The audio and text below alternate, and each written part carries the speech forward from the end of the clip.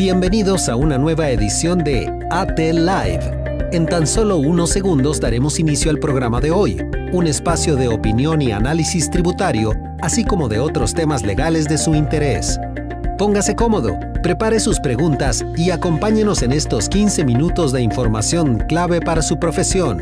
Estamos por empezar.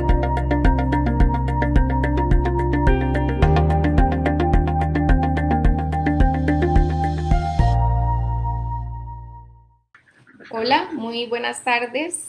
Gracias por acompañarnos un live más. Creo que es una forma excelente de empezar el mes de septiembre y con la compañía de Don Aldo, que hoy nos va a explicar muchísimo sobre el tema de comprobantes electrónicos 4.4. Don Aldo, ¿cómo está?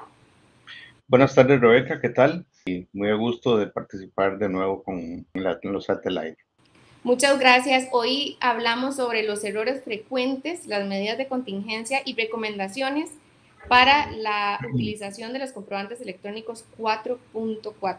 Don Aldo, me parece importante iniciar hablando un poco sobre la diferencia y sobre dejar claro algunas fechas que tal vez han confundido a las personas, que es la implementación voluntaria que hubo con respecto al tema, la implementación obligatoria y la prórroga temporal con respecto a comprobantes electrónicos 4.4.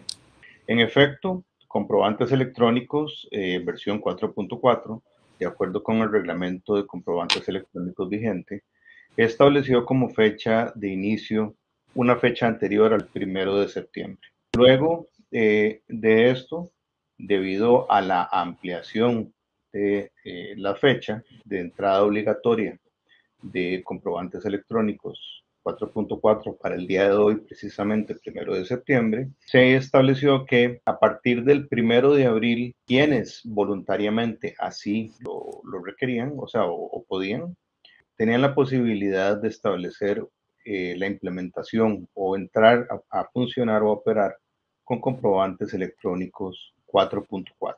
Ya a partir de hoy, definitivamente es obligatorio el uso de la versión 4.4. Con respecto al comunicado de Hacienda que emitió la semana pasada, el fin del mismo es permitirle a aquellos contribuyentes que tuviesen inconvenientes válidos para entrar hoy a emitir comprobantes electrónicos con la versión 4.4, que podían hacerlo ingresando al TRAVI y pues indicando las razones justificadas, debidamente justificadas, para que se les aprobara específicamente esa prórroga. Acabamos de recibir un comentario que lo voy a compartir.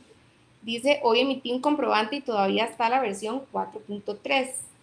El Ministerio de Hacienda, inclusive, hay un boletín publicado en el Ministerio de Hacienda en donde explica diferentes elementos relacionados con facturación electrónica e indica que el periodo de convivencia de 4.3 y 4.4 es entre el 1 de abril y el 1 de septiembre. Me imagino que es previendo que el día de hoy se dé esa implementación, ¿no? Y entiendo que es solamente hasta el día de hoy. ¿Hasta qué hora? Desconozco, ¿no?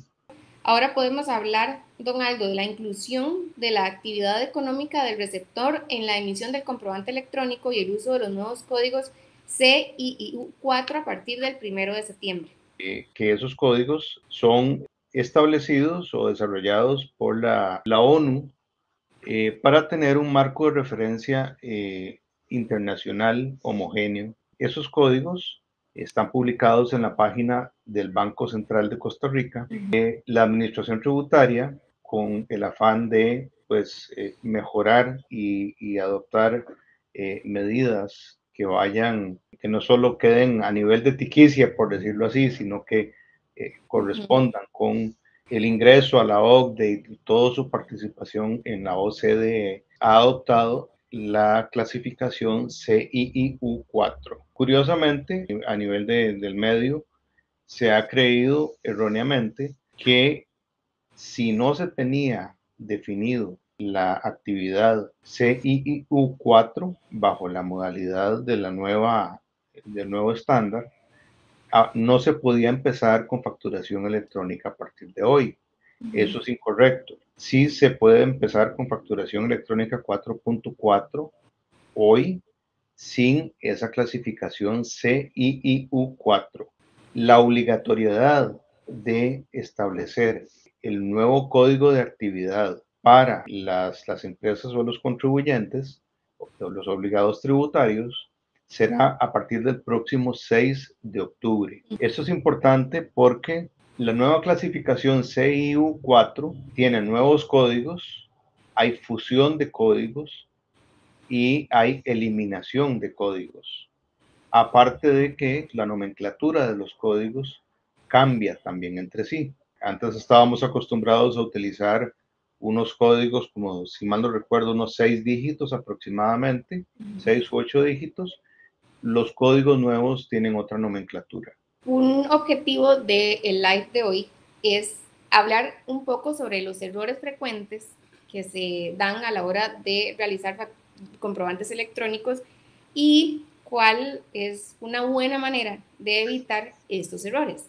Entonces, vamos a hablar de forma general y también vamos a poner varios ejemplos para que don Aldo nos aclare cómo resolver en caso de que nos suceda un error de estos y que no nos rechacen la factura.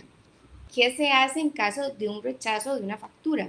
En primer lugar, el nuevo reglamento de comprobantes electrónicos vigente establece que ese documento electrónico rechazado es inválido y que no es necesario emitir, por ejemplo, en el caso de una factura electrónica que se emitió y fue rechazada, no es necesario emitir una nota de crédito para efectos tributarios.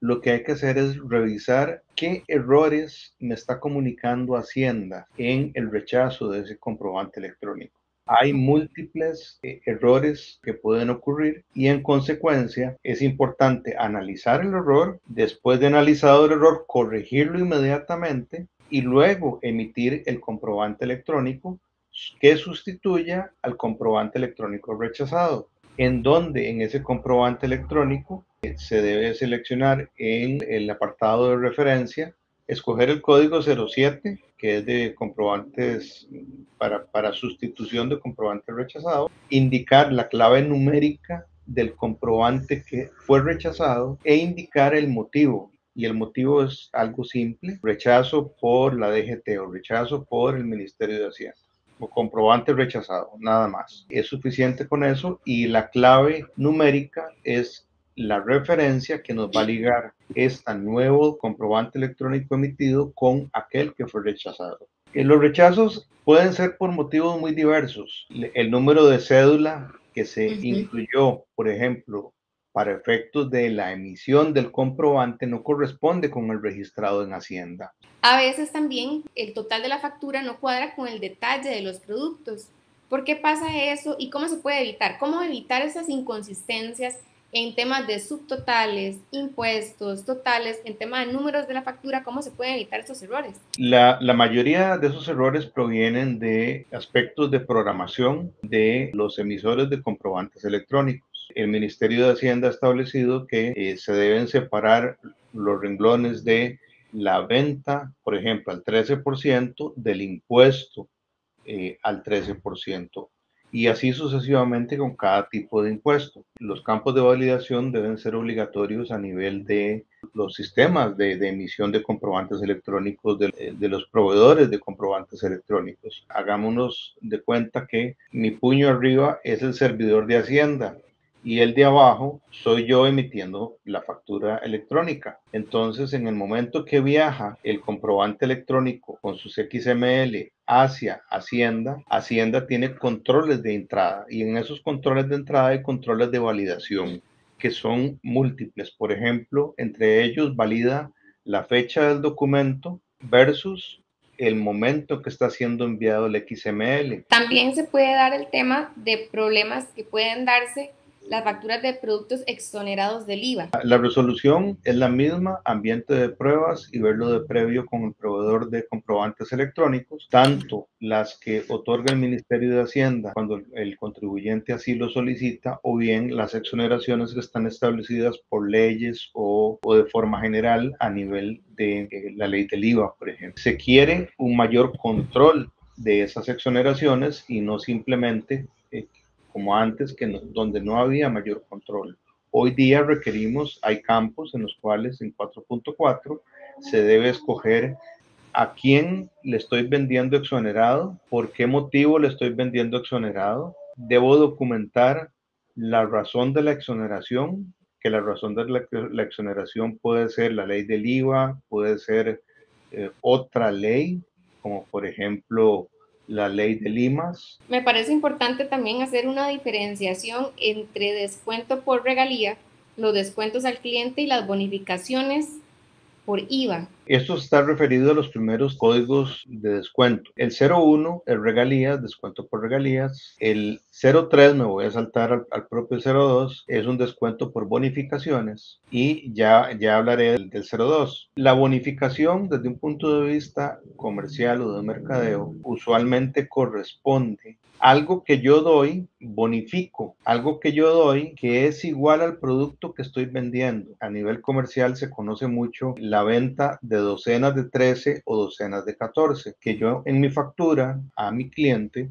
le digo, te doy 14 unidades, por ejemplo, por el precio de 12. Entonces debo facturar 14, hacer un descuento por 2 y sobre el neto que me queda, el precio neto de venta, se calcula el IVA, se emite la factura. La regalía está más orientado a dar, por ejemplo, si me compras este producto, te doy este otro producto gratis o te lo doy con un descuento del 50% o te doy una entrada al cine para ver la película tal o una entrada al concierto tal. Tanto el código 01 como el código 03 implican que el obligado tributario factura el descuento y está asumiendo el IVA de esas unidades que está dando regaladas. Quiere decir que se rebajan de su inventario y eso, el obligado tributario debe llevarse esas unidades al costo y reportarlas como autoconsumo, que es la línea habilitada hoy día para reportar ese tipo de venta que es una bonificación o una regalía. Y en consecuencia debe pagar el 13% sobre el valor de costo de la mercancía. El código 03 se utiliza para regalías o descuentos. Al momento de hacer la devolución,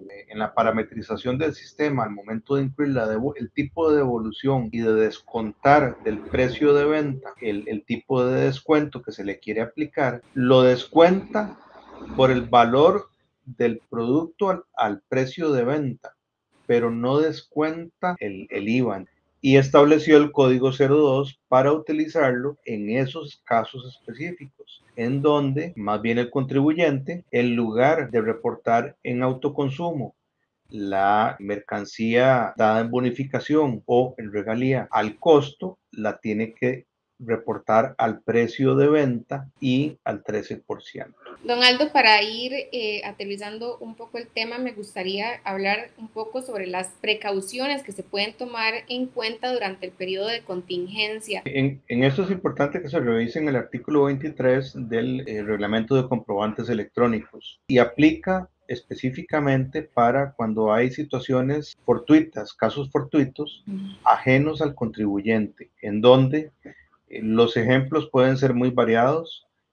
Se va la electricidad o no se va la electricidad, pero se fue el internet, entonces no puedo transmitir comprobantes electrónicos. Para todos estos casos, lo primero es documentar apropiadamente la situación, porque existe una libertad probatoria por parte del contribuyente y en caso de que la administración tributaria me cuestione por qué eventualmente no emití comprobantes electrónicos a tiempo, entonces debo tener el respaldo de lo ocurrido. Me gustaría que usted nos diera algún consejo para evitar dolores de cabeza en todo este proceso que conlleva la facturación electrónica 4.4. Los principales consejos y que hemos venido dando en este foro de AT Live y en otros foros es siempre enfocado en revisión de procesos. Algunos no se lo han tomado en serio. Lo fundamental es, uno, entender muy bien en qué consisten los cambios. Dos, alinearme con mi proveedor de facturación electrónica para saber cómo le está yendo, si está aplicando pues, los cambios requeridos, así como revisar mis procesos internos, porque muchos de esos cambios obligan a revisar mis procesos internos de facturación. En fin, hablar y educar al personal de comercialización, alinearse. ¿Qué vamos a hacer ante la entrada de comprobantes 4.4 y cómo alinear los descuentos y todos estos elementos con lo que me requiere la administración tributaria? La tarea para el próximo 6 de octubre yo creo que es levantarse temprano, madrugar, hacer las cosas con tiempo y validar que todo esté bien para que cuando mi negocio abra y empieza a facturarle al público no tenga inconvenientes con ese tema en particular.